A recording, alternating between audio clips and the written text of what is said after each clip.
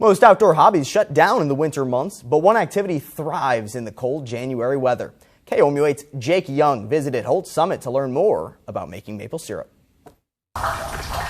We think of maple syrup being made in New England or north of the border, but some mid-Missourians are taking up the hobby.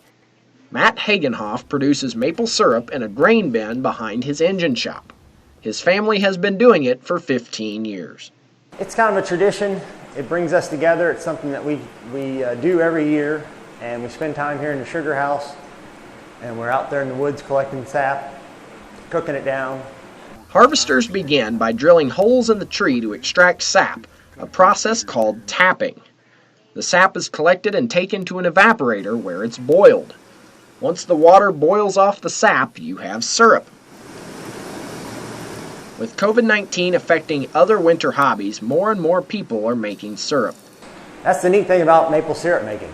Anybody can make syrup. If you have some maple trees and some common equipment, you can tap some trees, collect the sap. You can even boil it down on a stove in the house. It takes 40 gallons of sap to make 1 gallon of syrup. With enough trees being tapped, the lost sap won't harm the tree. January weather produces great conditions for harvesting sap.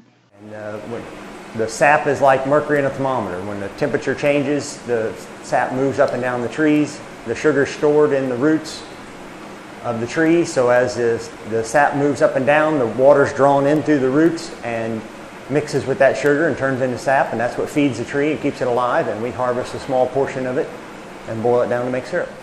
As maple harvesting grows in popularity in mid-Missouri, there's now an online initiative and a Facebook group. Jake Young, KOMU8 News, Holt Summit. Looks like I've got a new hobby to try out. Well, if you want to learn more about making homemade maple syrup, check out our website, KOMU.com. There we've got links to Facebook groups and informational websites.